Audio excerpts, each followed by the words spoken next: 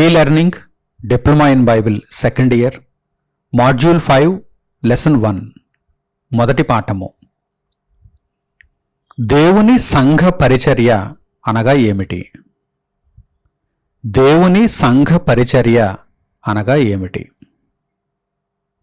ముందుగా పరిచర్య అనేటువంటి పదానికి అర్థాన్ని తెలుసుకుందాం. దేవుని సంఘములో పరిచర్య కదా, కనుక పరిచర్య అనేటువంటి పదానికి అర్థము ఏమిటి అనగానే పరిచర్యకు సేవ అనేటువంటి అర్థం వస్తుంది. పరిచర్య అనగానే సేవ. అలాగే తెలుగు భాషలో మరికొన్ని పదాలు ఉన్నాయి. కొలువు, కొలువు, కొలువు చేస్తున్నాడు అని అంటూ ఉంటారు. అంటే పరిచర్య చేస్తున్నాడు అని అర్థం. అలాగే ఊడిగము అనేటువంటి అర్థం కూడా వస్తుంది. ఊడిగము. కనుక పరిచర్య అనేటువంటి పదానికి సరి అయినటువంటి నిర్వచనాన్ని మనము చూడగలిగితే ఫలితమును ఆశించని సేవ, ఫలితమును ఆశించని సేవ లేక ప్రేమతో అభిమానముతో చేసే సేవ, ప్రేమతో చేసే సేవ అన్నమాట. పరిచర్యను మనము జీతము తీసుకుంటున్నప్పుడు చేసేటువంటి పనితో పోల్చకూడదు. పరిచర్య అనేసరికి ఫలితమును ఆశించకుండా, ఫలితమును కోరుకోకుండా ప్రేమతో చేసేటువంటి సేవకు మాత్రమే పరిచర్య అనేటువంటి పదాన్ని ఉపయోగించాలి. దేవుని సంఘములో ప్రతి ఒక్కరూ కూడా పరిచర్య చెయ్యాలి. పరిచర్య అంటే ఫలితమును ఆశించకుండా సేవ చేయాలి.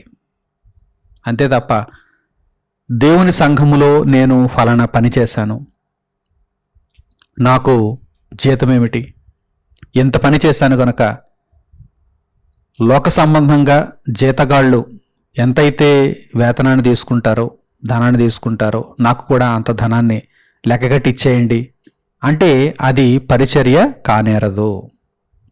పరిచర్య అనేసరికి ఫలితమును ఆశించకుండా ప్రేమతో చేసే పని, ప్రేమతో చేసే సేవ అని మనము తెలుసుకోవాలి. అలాగని మనము చేస్తున్నటువంటి పరిచర్యకు దేవుడు ఏమీ ఇవ్వడా? మనము చేస్తున్నటువంటి ఈ సంఘ పరిచర్యకు దేవుడు ఏమీ ఇవ్వడా? ఫలితాన్ని ఏమి ఇవ్వడా అంటే భూమి మీద ఇవ్వడు కానీ పరలోకంలో ఇస్తాడు. పరలోకంలో అయితే ఇప్పుడు మీరు చేస్తున్నటువంటి పరిచర్యకు అద్భుతమైనటువంటి బహుమానం ఉంటుంది. మీరు దానిని వెలకట్టలేరు, ఊహించలేరు. అంత గొప్ప బహుమానాన్ని దేవుడు అనుగ్రహిస్తాడు. అయితే ఈ భూమి మీద వెనువెంటనే మీకు ఫలితము రాకపోవచ్చు. ఈ భూమి మీద వెనువెంటనే జీతాన్ని దేవుడు మీకు ఇవ్వడు. ఈ విషయాన్ని గుర్తుంచుకోవాలి. దేవుని సంఘ పరిచర్య దేవుని మీద ఉన్న ప్రేమతో చేసే సేవ లేక కొలువు లేక ఊడిగము.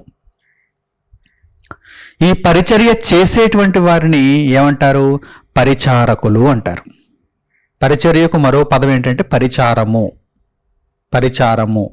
కనుక పరిచారము చేసేటువంటి వారిని, చేసే వ్యక్తులను పరిచారకులు అంటారు. వారు స్త్రీలైనా, పురుషులైనా, నపుంసకులైనా, అంగహీనులైనా ఎవరైనా సరే పరిచారము చేసేటువంటి వారిని పరిచారకులు అంటారు. అలాగే పరిచర్యకు మరొక పదాన్ని మనము కొలువు అని తెలుసుకున్నాం కదా. కొలువు కాడు అనేటువంటి మరో పదం కూడా ఉంది. కొలువు కాడు అంటే సేవకుడు, సేవ చేసేవాడు, పని చేసేవాడు, పరిచర్య చేసేవాడు కొలువు కాడు. అలాగే ఊడిగము అనేటువంటి పదం ఉంది కదా, అందులో నుండి ఊడిగీడు అనేటువంటి మరొక పదం వచ్చింది. అంటే ఊడిగము చేసేటువంటి వారు, ఊడిగము చేసేటువంటి వారు, ఊడిగీడు అంటే పరిచారకుడు అని అర్థం. అక్షరార్థంగా ఈ విషయాలన్నిటినీ కూడా మనము తెలుసుకోవాలి. అక్షరార్థంగా ఇవన్నీ కూడా మనకు విషయాలను అర్థం చేసుకోవడంలో సహాయం చేస్తాయి. పరిచర్య అనగా ఫలితమును ఆశించని పని, ప్రేమతో చేసే పని, అర్పణతో చేసే పని. అర్పణతో చేసే సేవ. దీనిని పరిచర్య అని మనం పిలవచ్చు. దేవుని సంఘ పరిచర్య అనగానే ఎప్పుడు ప్రారంభమైనది దేవుని సంఘ పరిచర్య? దేవుని సంఘము ఎప్పుడు ప్రారంభమైందో అప్పటి నుంచే దేవుని సంఘ పరిచర్య ఉంది. అంటే కేవలము క్రొత్త నిబంధన కాలంలోనే దేవుని సంఘ పరిచర్య ఉన్నదా అంటే కాదు. మునుపటి కాలంలో కూడా, పూర్వకాలంలో కూడా దేవుని సంఘ పరిచర్య ఉన్నది. ఉదాహరణకు ఇశ్రాయేలీయుల కాలానికి మనం వెళ్ళి చూస్తే మోషే గారు మనకు కనిపిస్తున్నారు. మోషే గారు దేవుని పరిచారకుడుగా పిలువబడ్డారు. ఇశ్రాయేలీయులను నడిపించినటువంటి నాయకుడైన మోషే దేవునికి పరిచారకుడుగా పిలువబడ్డాడు. ఒక చక్కని వాక్య భాగాన్ని ఈ విషయమై మనము చూద్దాం. అపొస్తలుడైన పౌలు హెబ్రీయులకు రాసిన పత్రిక 3వ అధ్యాయము 5వ వాక్యాన్ని గమనించండి. అపొస్తలుడైన పౌలు హెబ్రీయులకు రాసిన పత్రిక 3వ అధ్యాయము 5వ వాక్యం. ముందు చెప్పబోవు సంగతులకు సాక్ష్యార్థముగా మోషే పరిచారకుడై ఉండి దేవుని ఇల్లంతటిలో నమ్మకముగా ఉండెను. మోషే పరిచారకుడై ఉండి దేవుని ఇల్లంతటిలో నమ్మకముగా ఉండెను. ప్రతి ఒక్కరూ కూడా దేవుని దగ్గర పరిచారకులుగా ఉండాలి. మీరు ఆలోచన చేస్తున్నారా? మీరు నీతిమంతులలో ఎవరిని చూచినా కానీ వారు పాత నిబంధనలో జీవించిన వారు కావచ్చు, క్రొత్త నిబంధనలో జీవించిన వారు కావచ్చు. నీతిమంతులైన వారిలో మీరు ఎవరిని గమనించినా కానీ వారు దేవుని ఇష్టానుసారముగా పరిచర్య చేసిన వారే.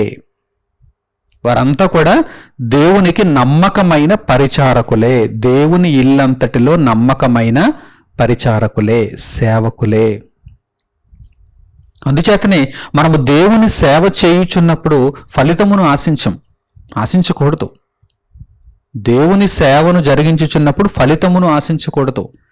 దేవుడు మనకు నిత్యత్వంలో ఫలితాన్ని అనుగ్రహిస్తాడు, ఆయన చిత్తానుసారముగా దయచేస్తాడు. కానీ ఈ భూమి మీద మనము దేవునికి సేవ చేసినప్పుడు వెంటనే నాకు ప్రతిఫలాన్నివి, వెంటనే నాకు జీతాన్నివి అని అడగకూడదు. నిజంగా మీరు ఆలోచన చేయండి. దేవుడు మనకు ఈ సృష్టిని అంతటినీ ధారాదత్తం చేశాడు. అన్నీ సిద్ధపరచబడినటువంటి ప్రకృతిలోనికి మనం అడుగుపెట్టాం. దేవుడు మన నుండి ఏమైనా ఆశించాడా? ఇదిగో వీటన్నింటినీ నీకు ఇచ్చాను, గాలి, నీరు, భూమి, ఫలములు, ఆకాశం, జలములు, అగ్ని, అన్నింటినీ నీకు ఇచ్చాను.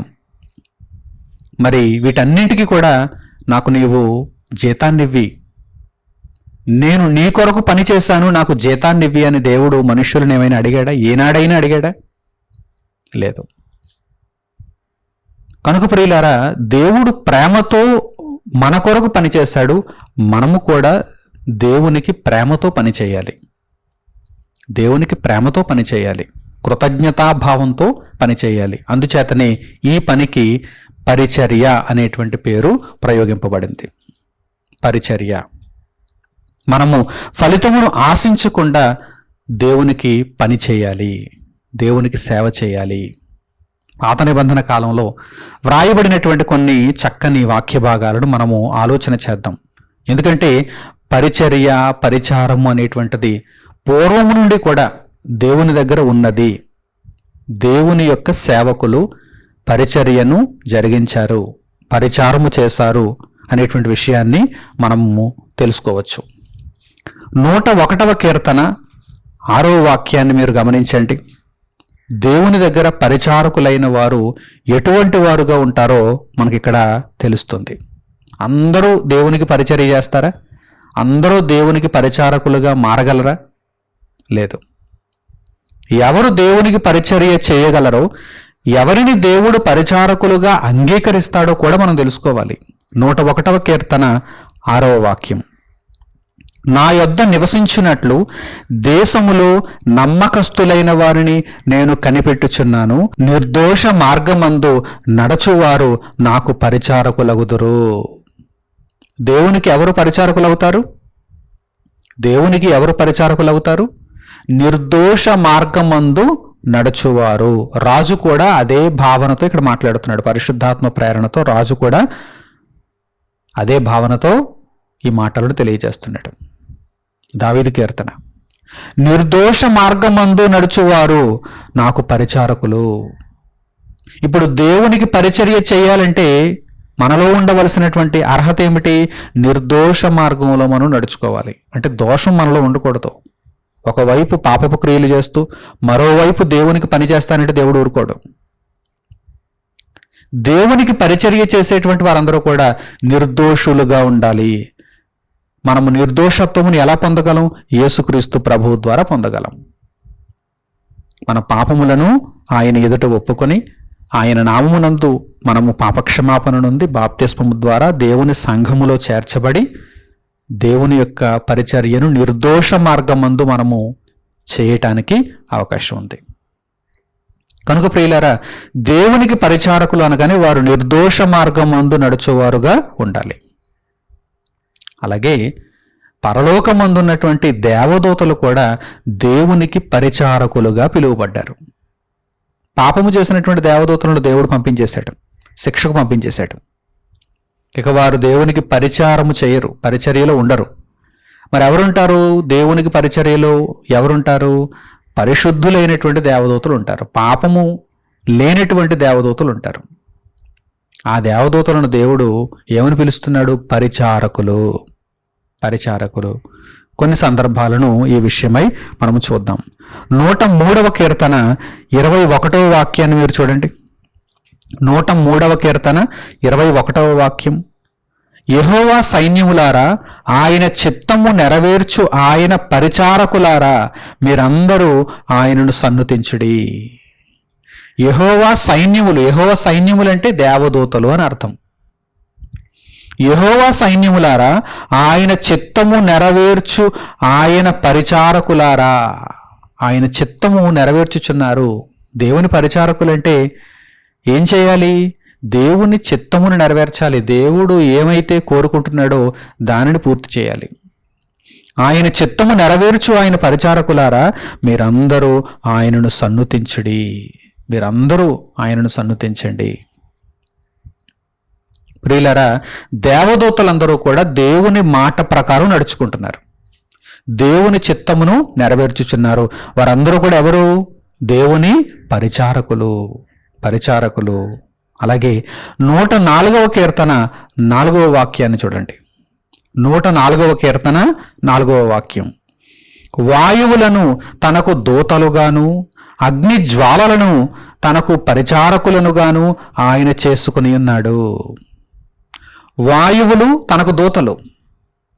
దేవుని దూతలు అంటే ఎవరు? దేవుని దూతలంటే ఇదిగో వాయువులు, అగ్ని జ్వాలలు ఇవన్నీ కూడా దేవుని దూతలే. జలములు దేవుని దూత. చూసారా? వాయువులను తనకు దూతలుగాను అగ్ని జ్వాలను తనకు పరిచారకులుగాను. అగ్ని జ్వాలలు ఆయనకు పరిచారకులు. అగ్ని జ్వాలలను తనకు పరిచారకులుగాను ఆయన చేసుకుని ఉన్నాడు. కనుక దేవదూతలందరూ కూడా దేవునికి పరిచారకులు అనేటువంటి విషయాన్ని మనము స్పష్టముగా గ్రహించవచ్చు. అలాగే దానియేలు గ్రంథము 7వ అధ్యాయము 10వ వాక్యాన్ని చూడండి. దానియేలు గ్రంథము 7వ అధ్యాయము 10వ వాక్యం, అగ్ని వంటి ప్రవాహము ఆయన యొద్ద నుండి ప్రవహించుచుండెను, వేవేల కొలది ఆయనకు పరిచారకులుండిరి. ఎవరి పరిచారకులు? దేవదూతలు.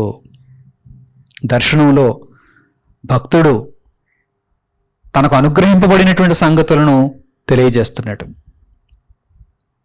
చూడండి, వేవేల కొలది ఆయనకు పరిచారకులుండిరి, కోట్ల కొలది మనుష్యులు ఆయన ఎదుట నిలిచిరి, తీర్పు తీర్చుటకై గ్రంథములు తెరవబడెను. దర్శనంలో కనిపిస్తున్నటువంటి సంగతులను భక్తుడు ఇక్కడ తెలియజేస్తున్నాడు. కనుక ప్రియులారా, దేవుని పరిచారకులుగా దేవదూతలున్నారు. ఈ భూమి మీద దేవునికి పరిచారకులుగా మనం ఉండాలి. పరలోకమందు ఆయన చిత్తమును నెరవేర్చువారుగా దేవదూతలున్నారు. భూమి మీద ఆయన చిత్తమును నెరవేర్చు పరిచారకులుగా మనం ఉండాలి. పురాతన కాలము నుండి కూడా దేవునికి పరిచర్య చేస్తున్నటువంటి వారిని మనం గమనిస్తున్నప్పుడు ఆయన పట్ల భక్తి కలిగిన వారందరూ కూడా ఆయనకు పరిచారకులే, ఆయన చిత్తమును నెరవేర్చారు, నిర్దోష మార్గమందు నడుచుకున్నారు అని మనకు ఒక స్పష్టమైనటువంటి అవగాహన వచ్చింది. ఇప్పుడు ప్రారంభ శతాబ్దపు సంఘానికి మనం వచ్చేద్దాం. ఎందుకంటే దేవుని సంఘ పరిచర్య అనగా ఏమిటో మనం తెలుసుకోబోతున్నాం. ప్రస్తుతం మనము క్రొత్త నిబంధనలో ఉన్నాం, క్రొత్త నిబంధన కాలములో ఉన్నాం, చివరికి వచ్చేసాం, అంత్య దశకు వచ్చేసాం, అంత్య గడియలకు చేరుకున్నాం. దేవుని సంఘము, భూమి మీద దేవుని సంఘములో యేసుక్రీస్తు ప్రభువు యొక్క శరీరములో అవయవములుగా ఉన్నటువంటి మనము దేవుని పరిచర్యను జరిగించవలసిన వారముగా ఉన్నాం. ఇప్పుడు క్రొత్త నిబంధనకు వచ్చేద్దాం. క్రొత్త నిబంధన కాలానికి వచ్చి దేవుని సంఘ పరిచర్య ఎలా ఉంటుంది, ఎవరు చేయాలి, ఎందుకు చేయాలి ఇత్యాది సంగతులను గురించి మనము నేర్చుకుందాం. పౌలు గారు కొరింథీయులకు రాసినటువంటి మొదటి పత్రిక 3వ అధ్యాయము 3వ వాక్యం నుండి మీరు గమనించండి. దేవునికి పరిచర్య చేయడం అంటే అది చాలా గొప్ప విషయం, చిన్నబోయినటువంటి సంగతి కాదు. అపోస్తలుడైన పౌలు కూడా దేవునికి పరిచారకుడే. ప్రారంభ శతాబ్దంలో అపోస్తలులు కూడా దేవునికి పరిచారకులే. దేవుని సంఘములో వారు పరిచర్యను చేశారు. చూడండి, ఈ అద్భుతమైనటువంటి వాక్య భాగాన్ని మీరు చూడండి. కొంతమంది అనుకోవచ్చు, నేను దేవుని సంఘంలో పరిచారము చేయడం ఏంటి, సేవ చేయడం ఏంటి, నేను అగ్రపీఠం మీద కూర్చోవాలి, పరిచారము చేసేవారు క్రింది స్థాయిలో ఉంటారు, వారే చేస్తారు, నేను చేయకూడదు, నేను చేస్తే చిన్నబోతానేమో అని ఎవరైనా అనుకుంటున్నారా? అపోస్తలుడైన పౌలు గారు దేవునికి పరిచర్య చేశారు, సంఘములో పరిచర్య చేశారు. చూడండి, అపోస్తలుడైన పౌలు కొరింథీయులకు రాసిన మొదటి పత్రిక 3వ అధ్యాయము 3వ వాక్యం నుండి, మీలో అసూయయు కలహమును ఉండగా మీరు శరీర సంబంధులై మనుష్యరీతిగా నడుచుకునేవారు కారా? ఒకడు నేను పౌలువాడను, మరి ఒకడు నేను అపోల్లోవాడను అని చెప్పునప్పుడు మీరు ప్రకృతి సంబంధులైన మనుష్యులు కారా? అపోల్లో ఎవడు, పౌలెవడు? పరిచారకులే కదా. మీరేదో మమ్మల్ని బాసులు అనుకుంటున్నారా సంఘంలో? మీరు అలా అనుకుని ఎటువంటి మాటలు మాట్లాడుతున్నారు? నేను పౌలు వాడను, నేను అపోల్లో వాడను అని వర్గాలుగా చీలిపోతున్నారు. ఇంతకీ పౌలెవడు, అపోల్లో ఎవడు అని పౌలు గారే మాట్లాడుతున్నారు. పౌలెవడు, అపోల్లో ఎవడు? మేమందరం పరిచారకులం, మేమందరం సేవకులం, ఫలితమును ఆశించకుండా దేవుడు చెప్పిన పనిని చేస్తున్నటువంటి సేవకులం, ఊడిగం చేస్తున్నాం. చూడండి, వ్రాయబడిన మాటలు చూడండి. పౌలెవడు, అపోల్లో ఎవడు? పరిచారకులే కదా. ఒక్కొక్కరికి ప్రభు అనుగ్రహించిన ప్రకారము వారి ద్వారా మీరు విశ్వసించితిరి. ఒక్కొక్కరికి దేవుడు ఎంతంత పరిమాణము చొప్పున తలాంతులను అనుగ్రహించాడో వారు చేయుచున్నటువంటి ఆ పనిని, ఆ తలాంతులను బట్టి, వారు చేయుచున్నటువంటి ఆ పనిని బట్టి మీరు విశ్వాసాన్ని వచ్చారు. ఇక్కడ మీరు మనుష్యులకు అభిమానులుగా మారిపోకూడదు, మనుష్యులను సేవించేవారుగా మారిపోకూడదు. ఏమంటే పరిచారం ఎవరికి చేయాలి? మనుషులకు చేయాలా, దేవునికి చేయాలా? దేవునికి చేయాలి. దేవునికి చేయాలి అంటే మన పరిచారం ఎలా ఉండాలి? దేవుని చిత్తానుసారముగా ఉండాలి. అంతే తప్ప ఈ భూమి మీద ఎవరినో మెప్పించటానికి మనము పరిచారము చేయకూడదు. ఆ పరిచారము దేవుని లెక్కలలో ఉండదు. ఎల్లప్పుడూ కూడా ఈ విషయాన్ని సంఘములో ఉన్నటువంటి ప్రతి ఒక్కరూ జ్ఞాపకాల్లో ఉంచుకోవాలి. నేను చేసే పరిచర్య దేవునికి, కనుక దేవుని చిత్తానుసారముగా నేను పరిచర్య చేయాలి. అలాగని సంఘములో ఉన్నటువంటి ఆ పెద్దలు, అధ్యక్షులు వారి మాట వినకూడదంటే వినాలి.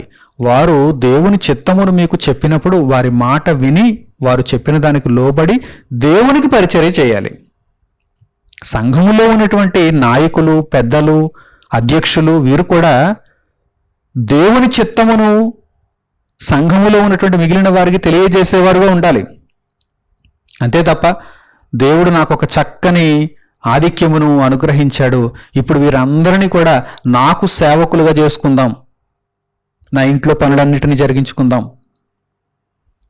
నాకు ఊడిగము చేసేటువంటి వారినిగా వీరినందరినీ మార్చుకుందాం అనేటువంటి తప్పుడు అభిప్రాయాన్ని ఏ ఒక్కరూ కూడా కలిగి ఉండకూడదు. అటువంటి అభిప్రాయాలు ఒకవేళ సంఘంలో ఉన్నటువంటి నాయకులకు, అధ్యక్షులకు, పెద్దలకు ఉంటే సంఘంలో ఉన్నటువంటి పరిచారము చేసేటువంటి వారు మేల్కోవాలి. వారికి శరీర సంబంధముగా పరిచారము చేయవలసిన అవసరం లేదు. మనం అందరం కూడా ఆత్మలను అగ్నిలో నుండి రక్షించు నిమిత్తము సువార్త సేవలో, దేవుని వాక్య ప్రకటన కార్యక్రమాలలో సేవ జరిగించాలి. అటువంటి పరిచర్య దేవుని దగ్గర లెక్కింపబడుతుంది, స్వీకరింపబడుతుంది. ప్రారంభ శతాబ్దంలో పౌలు గారే పరిచారకుడు, అపోల్లోనే పరిచారకుడు, అపోస్తలులే పరిచారకులు. కనుక ఈ విషయాన్ని మనం జాగ్రత్తగా గ్రహించినప్పుడు దేవునికి ప్రతి ఒక్కరూ కూడా దేవుని చిత్తానుసారముగా పరిచర్య చేయవలసిన వారే అనేటువంటి విషయాన్ని తెలుసుకోవాలి.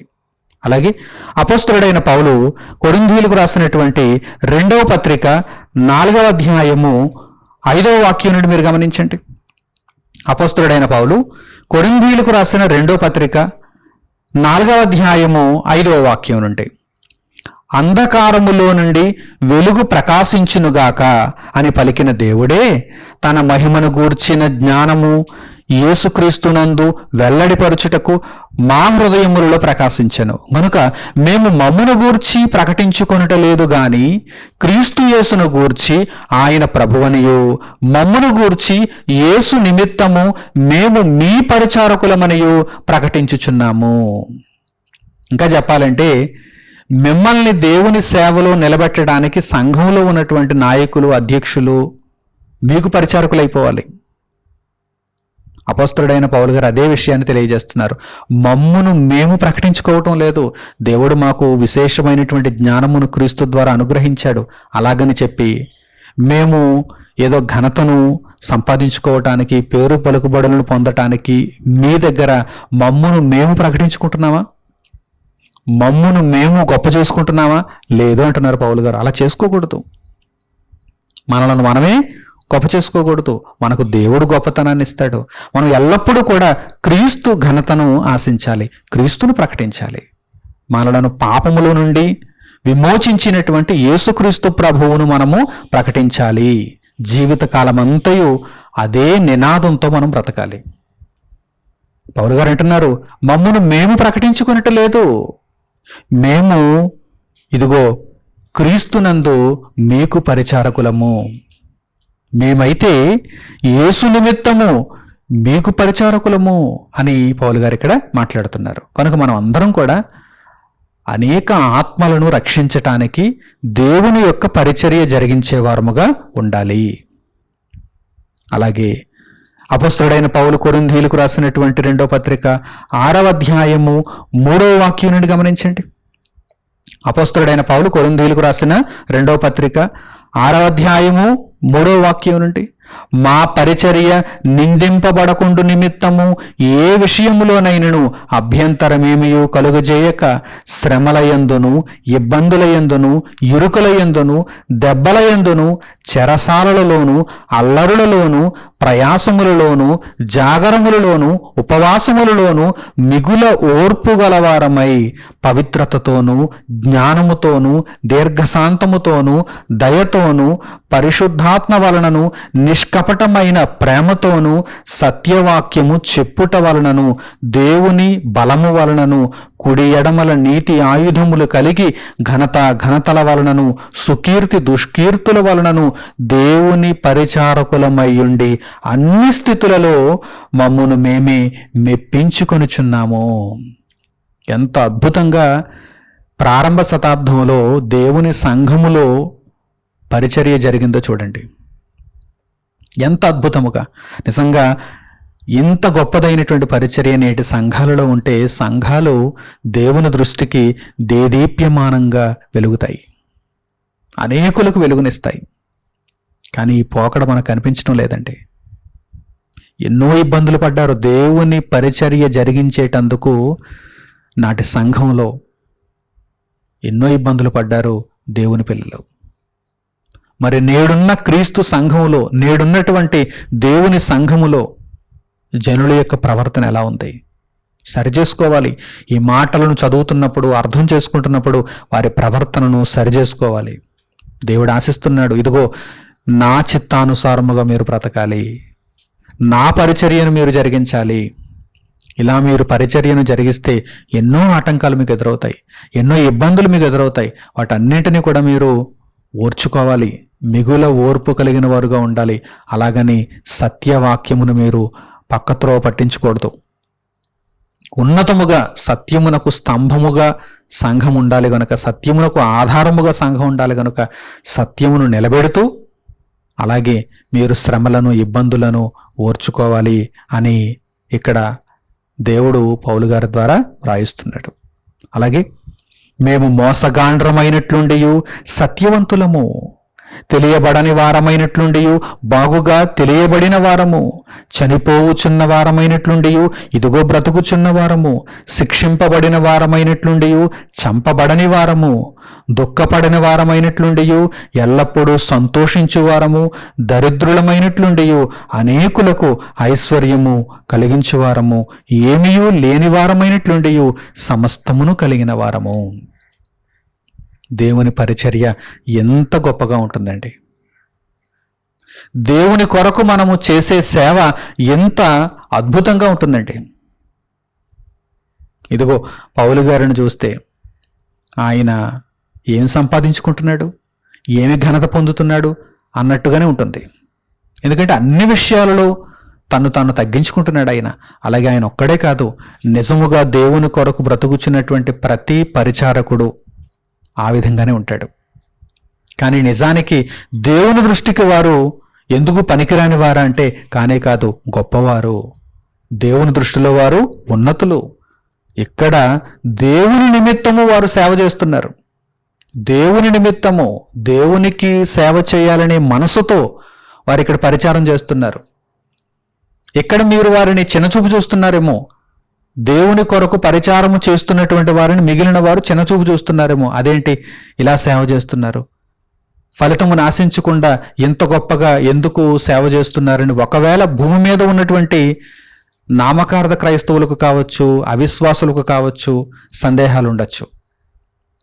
వారు దేవుని నిమిత్తము తమ్మును తాము తగ్గించుకున్నారు.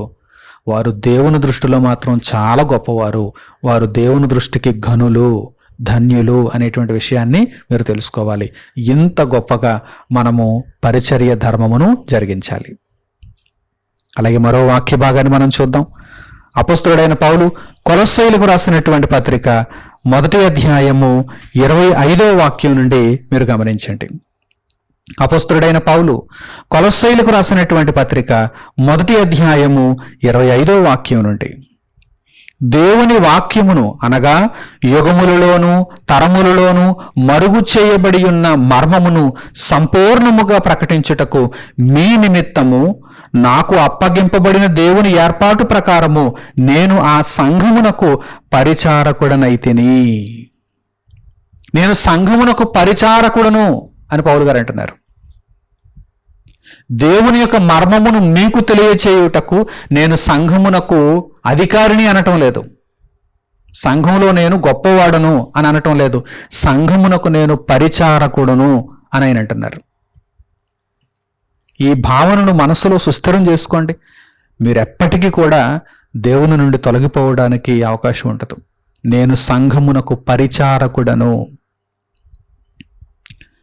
సంఘము నుండి నాకేదో వస్తుందని నేను ఆశించడం లేదు, సంఘమునకు నేనేమి చేయగలను అనేటువంటి విషయాన్ని ఎల్లప్పుడూ మనస్సులో ఉంచుకుంటున్నాను అనే భావనను మీరు కలిగి ఉండండి.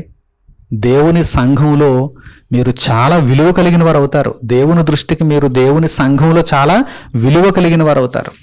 అంతే తప్ప ఈ సంఘము నుండి నాకేమొస్తుంది అని ఒక అధ్యక్షుడు కావచ్చు, నాయకుడు కావచ్చు, పెద్ద కావచ్చు, లేక సామాన్య స్థితిలో ఉన్నటువంటి వాడు కావచ్చు, అలా ఆశించారనుకోండి, వారు దేవుని దృష్టిలో పనికిరాని వారు. పౌలు గారు అంటున్నారు, ఇదిగో దేవుని మర్మమును నేను మీకు సంపూర్ణముగా తెలియజేయు నిమిత్తము దేవుని ఏర్పాటును బట్టి నేను సంఘమునకు పరిచారకుడను అని అంటున్నారు. కనుక మనం ఎల్లప్పుడూ కూడా ఫలితమును ఆశించకుండా దేవుని పనిని ఉన్నతముగా ప్రేమతో అర్పణాభావముతో చేయాలి. అలా చేసేవారే సంఘానికి కావాలి.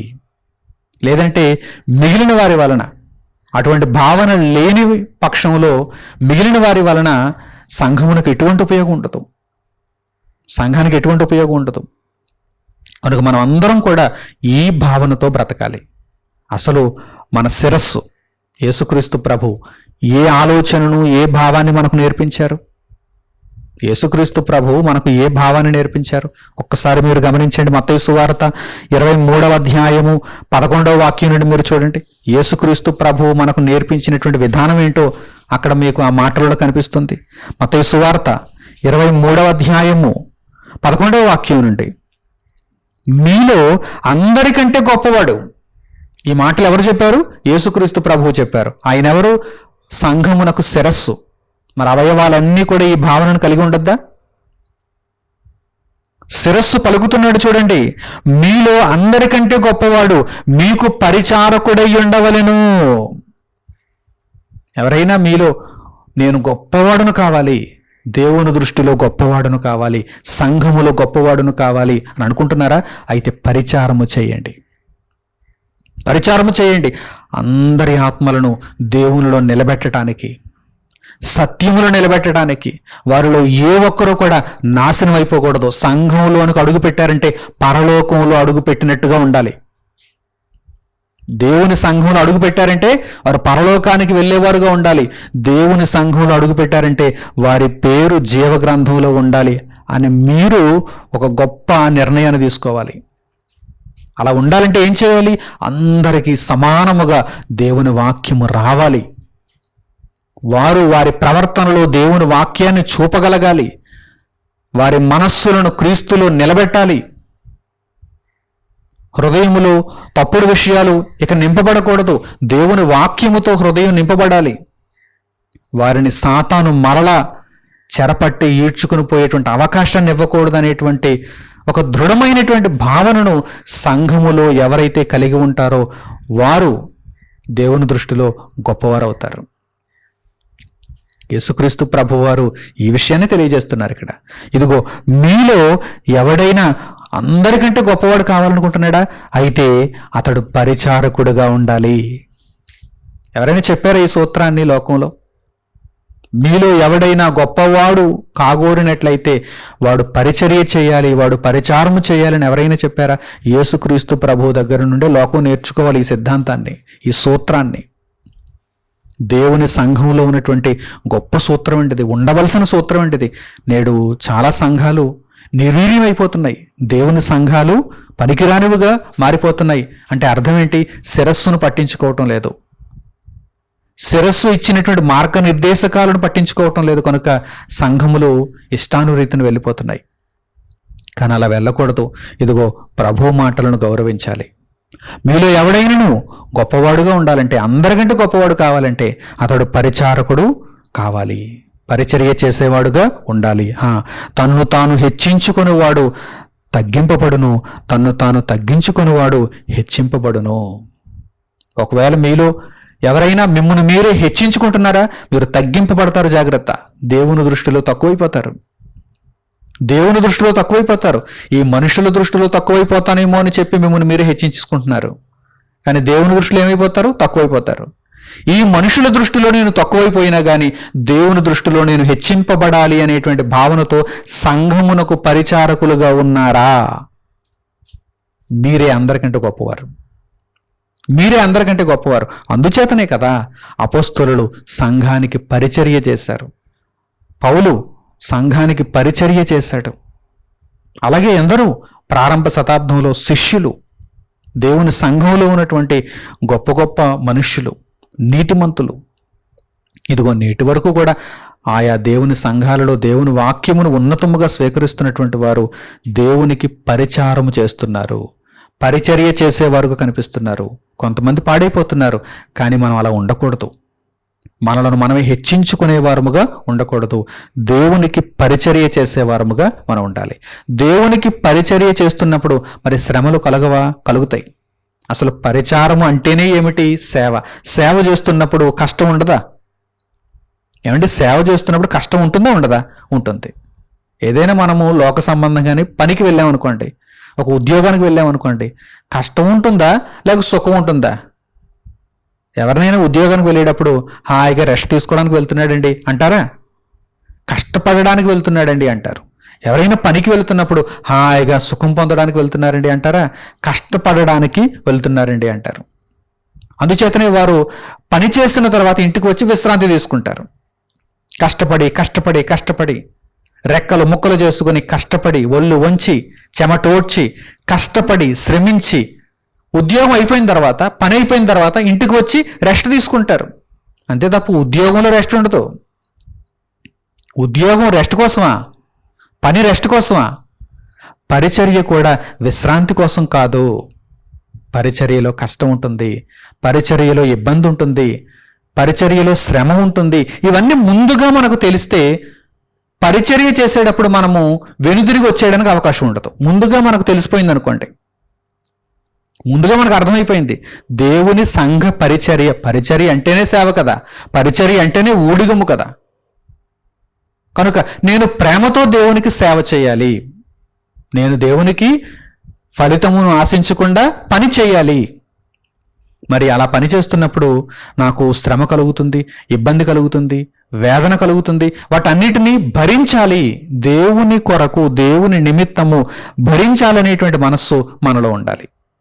చూడండి, ఒక అద్భుతమైనటువంటి వాక్య భాగాన్ని ఇప్పుడు మీరు చూడండి. అపోస్తలుడైన పౌలు కొరింథీయులకు రాసినటువంటి 2వ పత్రిక 11వ అధ్యాయము 23వ వాక్యం నుండి చూడండి. అపోస్తలుడైన పౌలు కొరింథీయులకు రాసిన 2వ పత్రిక 11వ అధ్యాయము 23వ వాక్యం నుండి, వారు క్రీస్తు పరిచారకుల వెర్రివాని వలె మాట్లాడుచున్నాను, నేనును మరి ఎక్కువగా క్రీస్తు పరిచారకుడను. ఈయనేమని చెప్పుకుంటున్నారు? నేను మరి ఎక్కువగా క్రీస్తుకు పరిచారకుడను. ఎవరైనా గర్వాంధులు ఉన్నారా? వారు క్రీస్తుకు పరిచారకులను చెప్పుకుంటున్నారా? వారికంటే ఎక్కువగా నేను క్రీస్తు పరిచర్య చేస్తున్నాను, క్రీస్తు కొరకు నేను పాటుపడుతున్నాను అని పౌలు గారు మాట్లాడుతూ ఇంకా ఏమంటున్నారు చూడండి, మరి విశేషముగా ప్రయాసపడితేని. క్రీస్తుకు మరి ఎక్కువగా పరిచర్య చేస్తున్నప్పుడు ప్రయాసం ఉండదా? కష్టం ఉండదా? ఉంటుంది. మరి ఎక్కువగా మరి విశేషముగా ప్రయాసపడితేని, మరి అనేక పర్యాయములు చెరసాలలో ఉంటేని. దేవునికి పరిచర్య అనగానే చెరసాల కూడా అనుభవించారు. ఇంకా అపరిమితముగా దెబ్బలు తింటిని, అనేక మారులు ప్రాణాపాయములలో ఉంటిని, యూదుల చేత 5 మారులు 1 తక్కువ 40 దెబ్బలు తింటిని. 5 మారులు 1 తక్కువ 40 దెబ్బలు తింటిని. 3 మారు బెత్తములతో కొట్టబడితిని, ఒకసారి రాళ్లతో కొట్టబడితిని. 3 మారు ఓడ పగిలి శ్రమ పడితిని, ఒక రాత్రింబగళ్ళు సముద్రములో గడిపితిని. అనేక పర్యాయములు ప్రయాణములలోనూ, నదుల వలననైన ఆపదలలోనూ, దొంగల వలననైన ఆపదలలోనూ, నా స్వజనుల వలననైన ఆపదలలోనూ, అన్యజనుల వలననైన ఆపదలలోనూ, పట్టణములో ఆపదలలోనూ, అరణ్యములో ఆపదలలోనూ, సముద్రములో ఆపదలలోనూ, కపట సహోదరుల వలని ఆపదలలోనూ, ప్రయాసముతోనూ కష్టముతోనూ, తరచుగా జాగరణములతోనూ, ఆకలి దప్పులతోనూ, తరచుగా ఉపవాసముతోనూ, చలితోనూ, దిగంబరత్వముతోనూ ఒంటిని. ఇంకనూ చెప్పవలసినవి అనేకములు ఉన్నవి. ఇప్పటికే చెప్పినటువంటి కష్టాలన్నీ మనం చూస్తే అబ్బో అబ్బో అబ్బో ఇంత ఘోరంగా దేవునికి పరిచర్యను జరిగించారా అని మనం అనుకుంటుంటే ఆయన ఏమంటున్నారు? కొసమెరుపు ఇంకనూ చెప్పవలసినవి అనేకములు ఉన్నవి. ఇంకనూ చెప్పవలసినవి అనేకములు ఉన్నవి అంటే ఇప్పుడు మనకు అర్థమైపోవాలి దేవుని పరిచర్య ఎంత లిమిట్స్ వరకు మనం వెళ్ళి చేయాలో ఇప్పుడు మనకు అర్థమైపోవాలి. ఎన్నో ఆపదలు వస్తూ ఉంటాయి. 1 2 చెప్పుకోవటానికి అనేకమైనటువంటి ఆపదలు. నదుల వలన ఆపదే, సముద్రం వలన ఆపదే, పట్టణంలోనూ ఆపదే, అరణ్యంలోనూ ఆపదే, స్వజనుల వలన ఆపదే, అన్యజనుల వలన ఆపదే, దొంగల వలన ఆపద, కపట సహోదరుల వలన ఆపద. ఇంకా ఎన్నెన్నున్నాయో చూడండి. ఉపవాసాలు, జాగారాలు, ఏమండి, వీటన్నింటితో ఆయన పరిచర్యను జరిగించారు, దేవుని పరిచర్యను జరిగించారు. ఇంకనూ చెప్పవలసినవి అనేకములున్నాయి. ఆ తర్వాత ఇవియనుగాక సంఘములన్నిటిని గూర్చిన చింతయు కలదు. అనేక ప్రాంతాలలో దేవుని సంఘాలు ఉన్నాయి. ఆ సంఘాలలో ఉన్నటువంటి వారు దేవుని కొరకు నమ్మకంగా బ్రతుకుతున్నారా? వారికి దేవుని సత్యం అర్థమవుతుందా? దేవుని వాక్యములో వారు నడుచుకుంటున్నారా అనేటువంటి ఆ చింత కూడా ఆయనను వేధిస్తోంది. ఈ భారము దినదినమును నాకు కలుగుచున్నది, ఈ భారము దినదినము నాకు కలుగుచున్నది అని పౌలు గారు మాట్లాడుతున్నారండి. అంటే దేవుని పరిచర్య అంటే ఎలా ఉంటుందన్నమాట? చాలా కష్టంతో కూడినదిగానే ఉంటుంది. ఎంత కష్టాన్ని కొద్ది కాలము, కష్టం ఎక్కువే కానీ కొద్ది కాలమే. ఎంతకాలం ఉండిపోతాం భూమి మీద? వేల సంవత్సరాలు ఏమైనా ఉండిపోతామా? వందల సంవత్సరాలు ఏమైనా ఉండిపోతామా? 10 సంవత్సరాలే కదా. 70 సంవత్సరాలు, 80 సంవత్సరాలు, 90 సంవత్సరాలు అంతే. 70 సంవత్సరాలు, 80 సంవత్సరాలు, ఇంకా ఎక్కువగా బ్రతికితే కొంతమంది 90 సంవత్సరాలు అంతే. ఈ మధ్యలోనే ఎగిరిపోవాలి. మనము త్వరగా ఎగిరిపోవలసిన వారముగా ఉన్నాం. 10 సంవత్సరాలు అంతే, 10 సంఖ్యలో ఉన్న సంవత్సరాలు. ఈ కొద్ది కాలము మనము దేవుని కొరకు విశేషముగా కష్టాన్ని అనుభవిస్తే ఉన్నతమైనటువంటి బహుమానాన్ని శాశ్వత కాలము మనం పొందుతాం. శాశ్వత కాలం మనం పొందుతాం. కనుక దేవుని పరిచర్య కష్టముతో కూడుకున్నదే, కానీ ఫలితము దేవుని దగ్గర అమోఘంగా ఉండబోతున్నది, అద్భుతముగా మనకు రాబోతున్నది. కనుక దేవుని చిత్తమును, దేవుని పరిచర్యను మనము జాగ్రత్తగా కొనసాగించుకోవాలి. అలాగే దేవుని పరిచర్య అనేది ఒకే విధంగా ఉండదు, నానా విధములుగా ఉంటుంది. దేవుని పరిచర్య ఎలా ఉంటుంది? నానా విధములుగా ఉంటుంది. అందరూ ఒకే పనిని చేస్తామని అందరూ కట్టగట్టుకుని ఒక్క పని దగ్గరికి వచ్చేయకూడదు. ఒక్కొక్కరికి ఒక్కొక్క పని నియమింపబడినప్పుడు వారికి అప్పగింపబడినటువంటి పనిని వారు జరిగించాలి. ప్రతి ఒక్కరికి కూడా ఒక్కొక్క టాలెంట్ ఉంటుంది. కొంతమంది దేవుని సంఘములో ఒక పనికి చక్కగా వినియోగింపబడతారు. మరికొంతమంది మరొక పనిని చక్కగా నిర్వర్తించగలరు. కనుక ఒక అధ్యక్షుడైన వాడు, ఒక నాయకుడుగా ఉన్నవాడు, ఒక సంఘ పెద్దగా ఉన్నవాడు సంఘములో ఉన్నటువంటి మనుషులకు, దేవుని బిడ్డలకు ఆయా పనులను అప్పగించాలి. ఆత్మలను రక్షించు నిమిత్తము అనేకమైనటువంటి పనులు ఉంటాయి. ఒకే పని ఉండదు కదండి, అనేకమైనటువంటి పనులు ఉంటాయి. పబ్లిసిటీ పని ఉంటుంది, అంటే అనేకులకు దేవుని వాక్యమును గూర్చి వివరిస్తూ, అలాగే ఒక కార్యక్రమాన్ని తలపెట్టినప్పుడు, దేవుని యొక్క వాక్యమును ప్రకటించే ఒక కార్యక్రమాన్ని తలపెట్టినప్పుడు, ఒక తరగతి కావచ్చు, ఒక సభ కావచ్చు, తలపెట్టినప్పుడు అనేక మందిని ఆకర్షించటానికి, ఆహ్వానించటానికి కొంతమంది ఆ పనికి నిర్ణయింపబడాలి. అలాగే సభా ప్రాంగణాన్ని సిద్ధం చేయటానికి మరికొంతమంది నిర్ణయింపబడాలి. అలాగే భోజనాలను సిద్ధం చేయటానికి మరికొంతమంది నిర్ణయింపబడాలి. ఇలా అనేకమైనటువంటి పనులు ఉంటాయి. సంఘ పరిచర్య అనేది అనేక విధములుగా ఉంటుంది.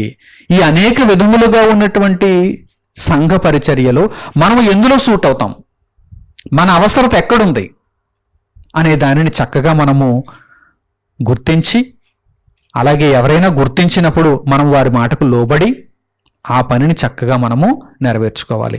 మనకు అప్పగింపబడినటువంటి పనిని మనము చక్కగా పూర్తి చేయాలి. అప్పుడు సంఘము చాలా ఆరోగ్యకరంగా ఉంటుంది, చాలా ఆరోగ్యకరంగా ఉంటుంది. పరిచర్యలు నానా విధములుగా ఉంటాయని పరిశుద్ధ గ్రంథంలోనే తెలుపబడింది. చూద్దాం. పౌలు గారు కొరింథీయులకు రాసినటువంటి మొదటి పత్రిక 12వ అధ్యాయము 4వ వాక్యం నుండి మీరు గమనించండి. అపొస్తలుడైన పౌలు కొరింథీయులకు రాసిన మొదటి పత్రిక 12వ అధ్యాయము 4వ వాక్యం నుండి, కృపావరములు నానా విధములుగా ఉన్నవి గాని ఆత్మ ఒక్కడే, మరియు పరిచర్యలు నానా విధములుగా ఉన్నవి గాని ప్రభువు ఒక్కడే. కృపావరములు నానా విధములుగా ఉంటాయి, కానీ కృపావరములు పరిశుద్ధాత్మ ద్వారా అనుగ్రహింపబడుతున్నప్పుడు పరిశుద్ధాత్మ ఒక్కడుగానే ఉంటున్నారు. అలాగే పరిచర్యలు కూడా నానా విధములుగా ఉంటాయి, ప్రభువు ఒక్కడే. ప్రభువు కొరకు మనం పరిచర్య చేస్తున్నాం. పరిచర్యలు నానా విధములుగా ఉంటాయి.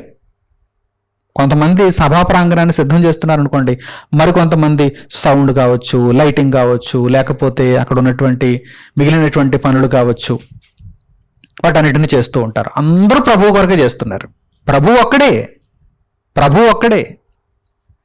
ఈ పరిచర్యలలో ఒకటి గొప్ప పరిచర్య అని, ఒకటి హీనమైన పరిచర్య అని, ఒకటి పనికిరాని పరిచర్య అని, ఒకటేమో ఘనమైనటువంటి పరిచర్య అని మీరు భేదాలు పెట్టుకోవాల్సిన అవసరం లేదు. పరిచర్యలు నానా విధములుగా ఉంటాయి. కృపావరములు ఏ విధంగా అయితే నానా విధములుగా ఉండి ఆత్మ ఒక్కడుగా ఉన్నారో, పరిచర్యలు కూడా నానా విధములుగా ఉంటాయి, కానీ ప్రభువు ఒక్కడే. పరిచర్యలు నానా విధములు, కానీ ప్రభు ఒక్కడే. నానా విధములైన కార్యములు కలవు గాని అందరిలోనూ అన్నిటినీ జరిగించు దేవుడు ఒక్కడే. ఏమంటే మనం అందరం కూడా దేవుని మన్ననలు పొందడానికి, దేవుని చిత్తమును నెరవేర్చడానికి పనిచేస్తున్నాం. మనకి ఏ పని వచ్చిందో, మనకి ఏ పని నిర్ణయింపబడిందో ఆ పనిని మనం చేస్తాం. కనుక ఇందులో మనం చిన్నబోవడానికి కానీ, లేక మనల్ని మనమే గొప్ప చేసుకోవడానికి కానీ వీలు లేనే లేదు. మనం అందరం కూడా సంఘములో పరిచారకులమే, దేవునికి సంఘములో పరిచారకులమే. ఈ విషయాన్ని జ్ఞాపకంలో ఉంచుకోవాలి. నిజంగానండి, ఈ మాటలను మనము స్వీకరిస్తున్నప్పుడు, ఆ మాటలను గ్రహిస్తున్నప్పుడు మీకైతే ఎలా ఉందో నాకు తెలియదు, కానీ నాకైతే ఎంతో ఆనందంగా ఉంది. సంఘం ఇలా ఉంటే ఎంత బాగుంది అనిపిస్తుంది. ఎవరిలోనైనా హెచ్చుతగ్గులు ఉంటాయా? వాడు గొప్ప, వీడు గొప్ప, వీడు తక్కువవాడు, వాడు తక్కువవాడు, అలాంటి హెచ్చుతగ్గులు ఎక్కడైనా కనిపిస్తాయా? ఇంత గొప్ప భావన ఉంటేనే. సంఘ పరిచర్య అనేది చాలా గొప్పది. పరిచర్యలు నానా విధములుగా ఉంటాయి. ప్రభువు ఒక్కడే. అందరిలోనూ ఈ కార్యములను జరిగిస్తున్న దేవుడు ఒక్కడే. అందరూ దేవుని మీద ప్రేమతోనే దేవునికి పనిచేస్తున్నారు. అందరూ దేవుని మీద భక్తిభావంతోనే దేవునికి పనిచేస్తున్నారు అనేటువంటి విషయాన్ని జ్ఞాపకం ఉంచుకోవాలి. ప్రతి సంఘము కూడా ఇంత చక్కగా దేవుని వాక్యాన్ని అమలు చేసుకోవాలి. శిరస్సుగా ఉన్న క్రీస్తును వారు అనుసరించాలి. అలాగే మనం ఇప్పుడు ఎటువంటి పరిస్థితులకు వచ్చామంటే, ఒకనాడు అనగా పాత నిబంధన కాలములో దేవుని పరిచర్య అనేక మంది నీతిమంతుల చేత జరిగింపబడింది. కానీ ఇప్పుడు క్రీస్తు శిరస్సుగా ఉన్న సంఘములో మన చేత దేవుని పరిచర్యను దేవుడు జరిగిస్తున్నాడు. మనం ఇప్పుడు ఎటువంటి కాలానికి వచ్చామంటే, ఉన్నతమైనటువంటి దేవుని బహుమానమును అందుకునేటువంటి కాలానికి మనం వచ్చాం. మనము పూర్వకాలములో నియమింపబడలేదు. పురాతన కాలములో మనము దేవుని పరిచర్యలో లేము. ఇప్పుడు మనం ఎటువంటి దేవుని పరిచర్యలో ఉన్నాం? సంపూర్ణముగా అనుగ్రహింపబడిన పరిచర్యలో ఉన్నాం. క్రీస్తు శిరస్సుగా ఉన్న సంఘములో పరిచర్య అనేసరికి అది చాలా గొప్పదండి. అది చాలా ఉన్నతమైనదండి. నిజంగా మనలను దేవుడు ఈ కాలంలో పంపించినందుకు మనం ఎంతో సంతోషపడాలి. మనము దేవుని సంఘ పరిచర్యను క్రీస్తు శిరస్సుగా ఉన్న సంఘంలో చేస్తున్నందుకు ఎంతో ఆనందించాలి. ఈ విషయాన్ని కూడా ఒక్కసారి మీరు తెలుసుకోండి. అపొస్తలుడైన పౌలు కొరింథీయులకు రాసినటువంటి 2వ పత్రిక 3వ అధ్యాయము 7వ వాక్యం నుండి మీరు చూడండి. అపొస్తలుడైన పౌలు కొరింథీయులకు రాసినటువంటి 2వ పత్రిక 3వ అధ్యాయము 7వ వాక్యం నుండి, మరణ కారణమగు పరిచర్య రాళ్ల మీద చెక్కబడిన అక్షరములకు సంబంధించినదైనను మహిమతో కూడినదాయను. అందుకే మోషే ముఖము మీద ప్రకాశించుచుండిన ఆ మహిమ తగ్గిపోవునదైనను ఇశ్రాయేలీయులు అతని ముఖము తేరి చూడలేకపోయేరి. ఇట్లుండగా ఆత్మ సంబంధమైన పరిచర్య ఎంత మహిమ గలదయ్యుండును. ఇక్కడ అపొస్తలుడైన పౌలు గారు పోలిక చెబుతున్నారు. ఏ పోలిక? పూర్వకాలంలో ఇశ్రాయేలీయులు చేసినటువంటి పరిచర్య నేడు సంఘములో అనగా క్రీస్తు శిరస్సుగా ఉన్న దేవుని సంఘములో మనము చేయుచున్న పరిచర్య. ఒకప్పటి పరిచర్య ఎలా ఉంది? మరణ కారణమగు పరిచర్యగా ఉంది. వారిలో అనేకులు నశించిపోయారు. దేవునికి పరిచర్య చేశారు, కానీ ధర్మశాస్త్రము వారిని రక్షించలేకపోయింది. అనేకులు నాశనం అయిపోయారు. వారి పాపముల చేత వారు రాలిపోయారు. కానీ ఇప్పుడు మన పాపములకు క్షమాపణ దొరకుచున్నది. క్రీస్తు మనలను కాపాడుతున్నాడు. ఇప్పుడు మనం ఎటువంటి పరిచర్యలో ఉన్నాం? మరణ కారణమగు పరిచర్యలో మనం లేము. ఇప్పుడు మనం ఎటువంటి పరిచర్యలో ఉన్నాం? ఆత్మ సంబంధమైన పరిచర్యలో ఉన్నాం. ఈ విషయాలు చాలామందికి తెలియదండి. చాలామందికి తెలియదు ఈ విషయాలు. దేవుని సంఘములో పరిచర్య అనగానే చిన్న విషయం అనుకుంటున్నారు. కాదు, ఆత్మ సంబంధమైన పరిచర్యలో మీరున్నారు.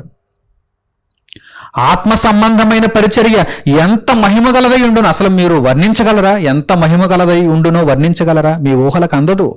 ఈ విషయాన్ని పౌలు గారు ఇక్కడ మాట్లాడుతున్నారు. ఎంత మహిమగలదై ఉండును. శిక్షా విధికి కారణమైన పరిచర్యయే మహిమ కలిగినదైతే, నాటి కాలములో శిక్షావిధికి కారణమైనటువంటి పరిచర్యయే మహిమ కలిగినది అని మీరు అనుకుంటే, నీతికి కారణమైన పరిచర్య ఎంతో అధికమైన మహిమ కలదగును. నాటి కాలంలో ఇశ్రాయేలీల మధ్య శిక్షావిధికి కారణమైనటువంటి పరిచర్య వారు జరిగించారు. మరి నేడు నీతికి కారణమవుతున్నటువంటి పరిచర్యను మనం జరిగిస్తున్నాం. అంటే అర్థం ఏంటి? మీరు చేస్తున్నటువంటి పరిచర్య ద్వారా ఒక ఆత్మ అగ్నిలో నుండి రక్షింపబడుచున్నది. నీతికి కారణమగుచున్న పరిచర్య. ఇంత గొప్ప పరిచర్యను లోకంలో మనకు ఎవరైనా ఇస్తారా? మనం తిరిగి డబ్బులు చెల్లించిన ఈ పరిచర్యను మనకు ఎవరెవరు? కానీ దేవుడు తన ప్రేమ చేత మనకు అనుగ్రహించాడు. ఏ పరిచర్యది? ఆత్మ సంబంధమైన పరిచర్య, నీతికి కారణమగు పరిచర్య.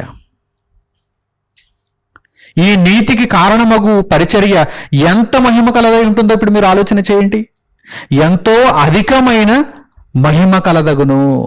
తర్వాత మాటలు, అత్యధికమైన మహిమ దీనికి ఉండుట వలన ఎంతకు మునుపు మహిమ కలదిగా చేయబడిన ఈ విషయములో మహిమ లేనిదాయను, తగ్గిపోవునదే మహిమ గలదై ఉండని ఎడల నిలిచినది మరి ఎక్కువ మహిమ గలదై ఉండును కదా. అంత గొప్ప పరిచర్యలోనికి మనం వచ్చాం. మీకు అర్థమవుతుందా? కనుక ఎప్పుడు కూడా దేవుని పరిచర్యను మీరు చెందనడుకోవద్దు, తోలనడుకోవద్దు, వదులుకోవద్దు. కొంతమంది దేవుని పనిని అప్పగించినప్పుడు సాకులు చెప్పి తప్పించుకుంటూ ఉంటారు. ఇక వారిని గురించి మనం ఏమనుకోవాలి చెప్పండి? ఇక వారిని గురించి ఏమనుకోవాలి చెప్పినట్టు వారికి అర్థం కాలేదు, ఈ విషయం అర్థం కాలేదు. ఎంతో అధికమైనటువంటి మహిమ కలిగిన పరిచర్యలోనికి నేను వచ్చాను, ఈరోజు నాకు ఈ అవకాశాన్ని దేవుడు అనుగ్రహించాడంటే వాట్ ఏ వండర్ఫుల్ థింగ్ అని వారు భావించి, దేవా ఈ పనిని నీవు నాకు ఇచ్చినందుకు నీకు ఎనలేని కృతజ్ఞతాస్తుతులు అని భక్తి భావముతో దేవునికి పరిచర్య చేయవలసిన వారముగా మనం ఉన్నాం. నేనైనా మీరైనా మనం అందరం కూడా దేవునికి ఎంత గొప్ప భావనతో సేవ చేయాలి. నిజంగానండి, ఎంత భక్తి భావంతో మనం సేవ చేసామనుకోండి, దేవుడు పరలోకంలో ఎలా ఉంటాడో తెలుసా? మన విషయంలో పొంగిపోతూ ఉంటాడు. నా బిడ్డ నా కోసం ఎలా పనిచేస్తున్నాడో చూడండి. ఫలితము నాశించకుండా పనిచేస్తున్నాడు. ప్రాణం పెట్టి పనిచేస్తున్నాడు నా కోసం. నా కోసం. ఎన్నో శ్రమలు ఎదురవుతున్నాయి, ఎన్నో ఇబ్బందులు ఎదురవుతున్నాయి, ఎన్నో నిందలు, ఎన్నో చేత్కారాలు, ఎన్నో నష్టాలు, కష్టాలు. వీటన్నింటినీ కూడా ఓర్చుకుంటున్నది నా బిడ్డ. కనుక నా బిడ్డను ఇదిగో నేను మహిమపరచాలి, ఎక్కువైనటువంటి మహిమకు నేను ఆ బిడ్డను తీసుకుని రావాలి అని దేవుడు ఆలోచిస్తాడు, తప్పక ఆలోచిస్తాడు. మనము దేవుని కొరకు చేసినటువంటి పరిచర్య ఎక్కడికి పోదు. దేవుడు తప్పనిసరిగా మనము చేసిన పనికి జీతాన్ని ఇస్తాడు, కానీ పరలోకంలో ఇస్తాడు, ఉన్నతమైనటువంటి బహుమానాన్ని ఇస్తాడు. కనుక ఇక మీదట మీరు ఎప్పుడూ కూడా దేవుని పరిచర్య నుండి దూరముగా వెళ్ళిపోవద్దు, దేవుని పరిచర్యను వదిలి పారిపోవద్దు. దేవుని పరిచర్య అనగా ఏమిటి? దేవుని పరిచర్య అనగా ఏమిటి? ఏదో సేవకునికి మనము శరీర సంబంధముగా సేవలు చేయడం కాదు. సంఘంలో ఉన్నటువంటి ఒక నాయకునికి, పెద్దకు, అధ్యక్షునికి శరీర సంబంధంగా సేవలు చేయడం కాదు. ఆత్మలను రక్షించటానికి సంఘము ద్వారా దేవుని జ్ఞానము విస్తృతముగా ప్రకటింపబడి అనేక ఆత్మలు రక్షింపబడాలి. అలా ఆత్మలు రక్షింపబడటానికి మనము సంఘములో అప్పగింపబడినటువంటి సేవను, పరిచర్యను చక్కగా నెరవేర్చాలి. అంతే తప్ప దేవుడు ఇచ్చినటువంటి బాధ్యత నుండి మనము వెళ్ళిపోకూడదు. ఆ తర్వాత పౌలు గారు కొరింథీయులకు రాసినటువంటి 2వ పత్రిక 4వ అధ్యాయం 1వ వాక్యాన్ని కూడా చూడండి. అపోస్తలుడైన పౌలు కొరింథీయులకు రాసిన 2వ పత్రిక 4వ అధ్యాయం 1వ వాక్యము, కాబట్టి ఈ పరిచర్య పొందినందున కరుణింపబడిన వారమై అధైర్యపడము. ఈ పరిచర్య పొందాం మనం, ఈ పరిచర్య మనం పొందాం.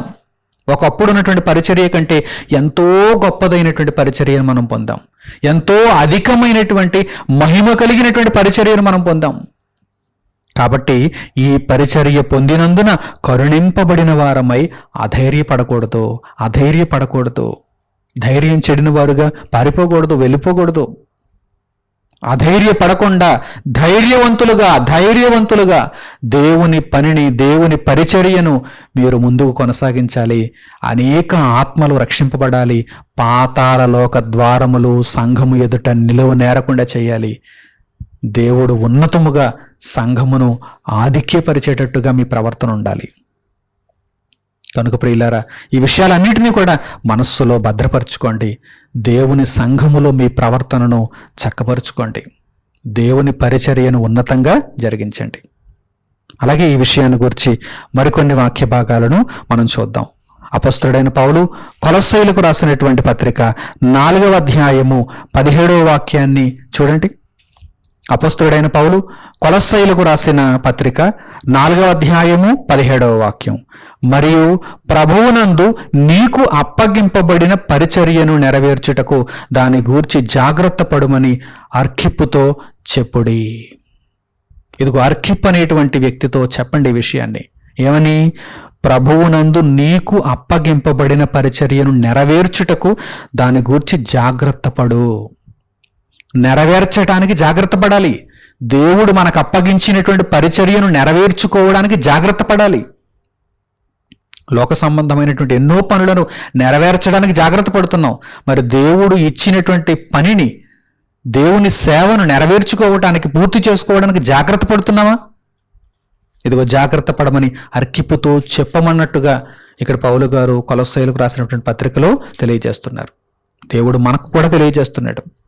ఈ వాక్య భాగాన్ని మనకు కూడా దేవుడు నేర్పిస్తున్నాడు. ఇదిగో మీకు అప్పగింపబడిన దేవుని పరిచర్యను నెరవేర్చుకొనుటకు మీరు జాగ్రత్త పడండి. అంతే తప్ప పారిపోకండి, జాగ్రత్త పడండి.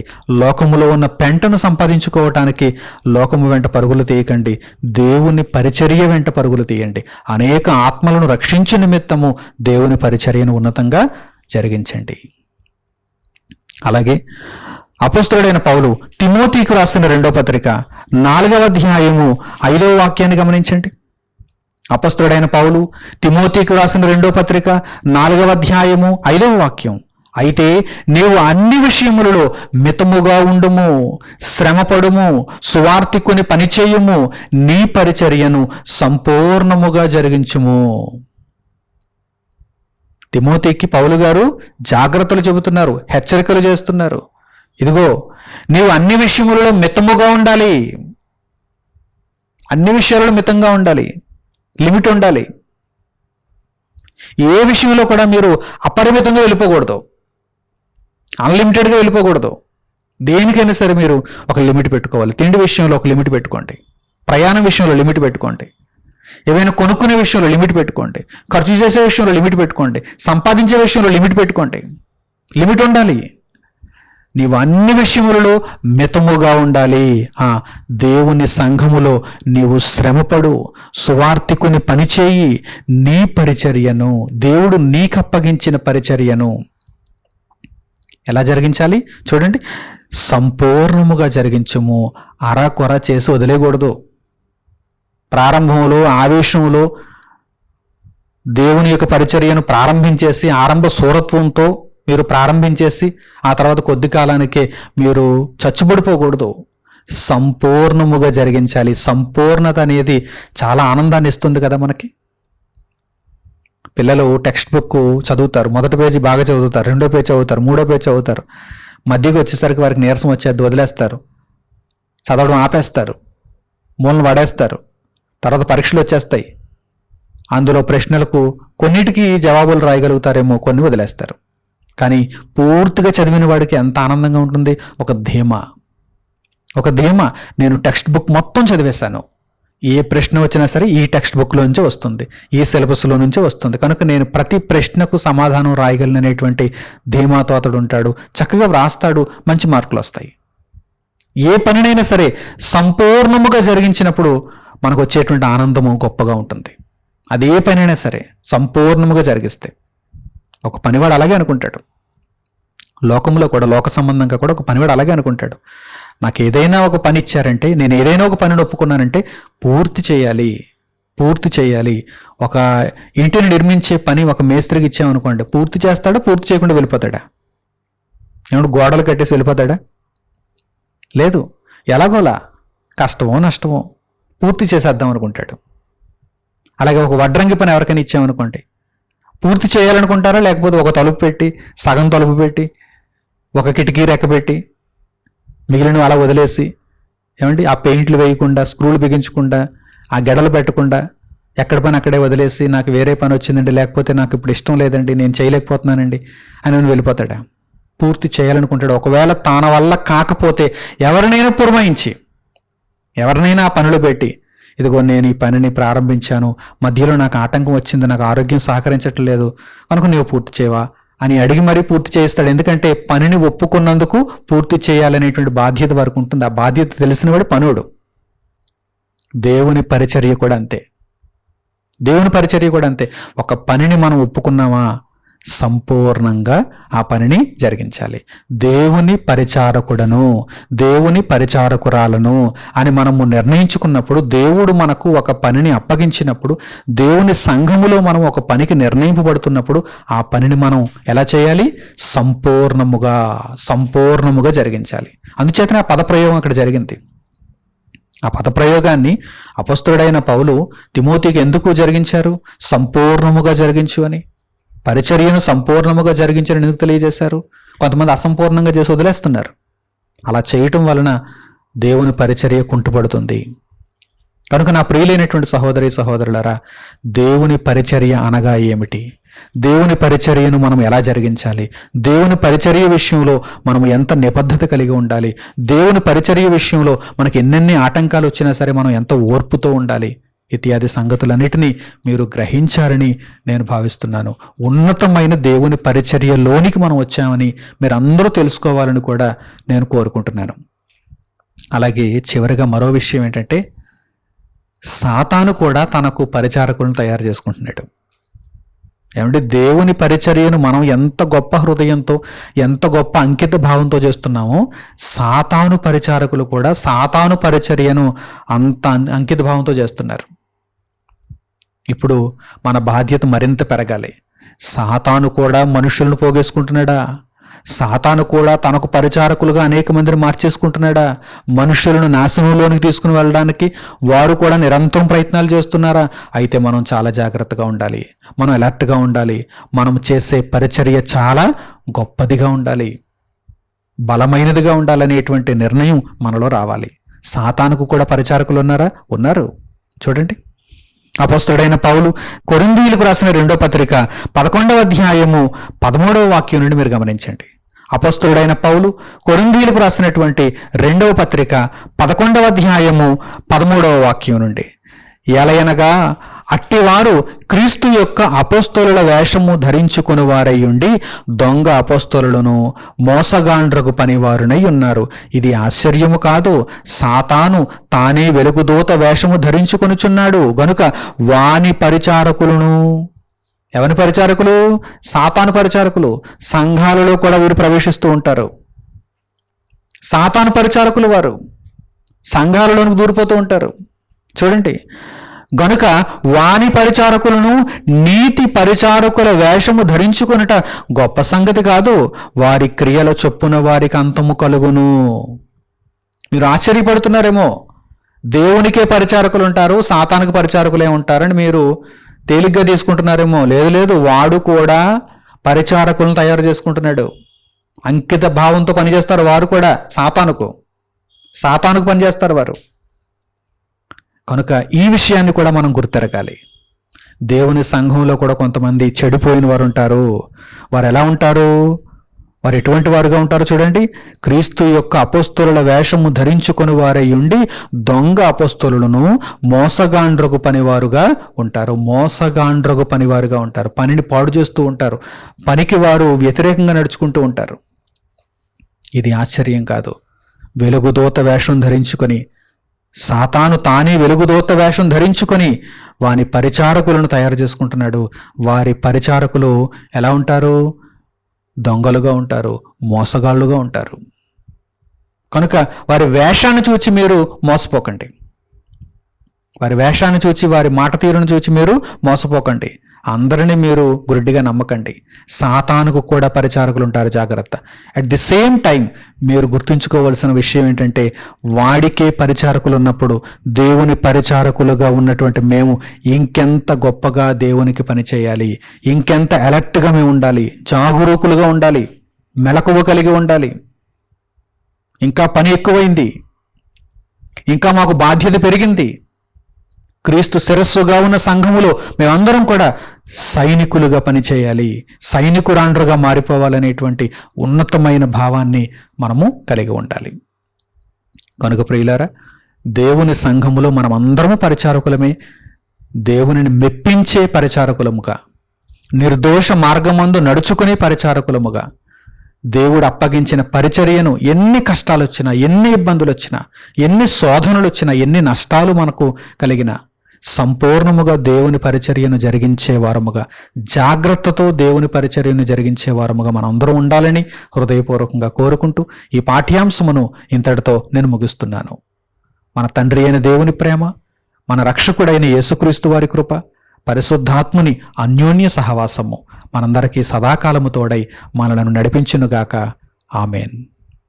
తండ్రి అయిన దేవునికి ప్రార్థనలు ఏకీభవించండి. పరలోకమందున మా కన్న తండ్రి, భూమి మీద ఉన్నటువంటి మీ సంఘము, క్రీస్తును శిరస్సుగా కలిగిన సంఘము, లోకమునకు వెలుగునిచ్చేదిగా, అనేకులను జీవము కలిగినటువంటి మీ మార్గములో నడిపించేదిగా ఉండగలుగుటకు మీరు నిర్ణయించారు. తండ్రి, అత్యంత మహిమ కలిగినటువంటి సంఘముగా, మహిమకు కారణమయ్యేటువంటి సంఘముగా ఈ సంఘమును మీరు చూస్తున్నారు. కనుక నాయన, సంఘమందు మాకు అప్పగింపబడినటువంటి పరిచర్యను మేము ఉన్నతముగా జరిగించుకొనగలుగుటకు మాకు సహాయమును అనుగ్రహించండి. ఉన్నతమైనటువంటి మర్మములను, మహోన్నతమైనటువంటి మీ జ్ఞానముగా సంగతులను మాకు బయలుపరిచినందుకు మీకు కృతజ్ఞతాస్తుతులు తండ్రి.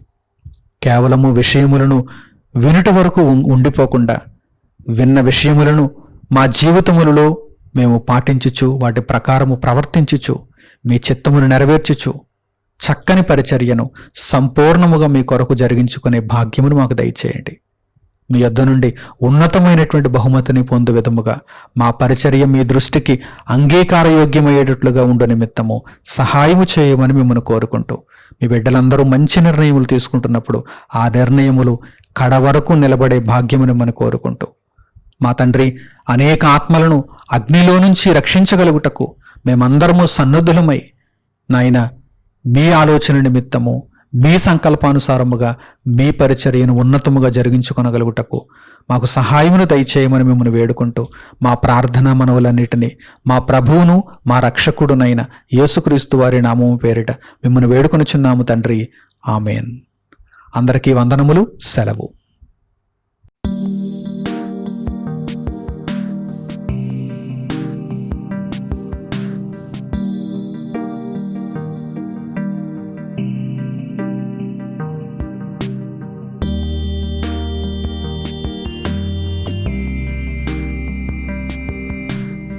సహోదరులు మణికుమార్ గారు ప్రసంగించిన ఎన్నో ఆత్మ సంబంధమైన సంగతులను ఉచితముగా వీక్షించుటకు మా యూట్యూబ్ ఛానల్స్ ను తప్పక దర్శించండి.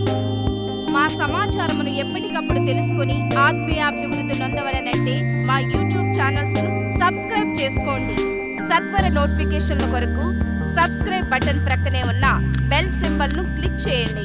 మరిన్ని వివరములకు మీరు సంప్రదించవలసిన మా ఫోన్ నెంబర్స్ 8978414178 మరియు 8333927666. ధన్యవాదములు. ఈ కార్యక్రమమును అనేక మందికి పరిచయం చేయగలరని ఆశిస్తున్నాము. ప్రభువైన యేసుక్రీస్తు పేరిట మీకు శుభములు.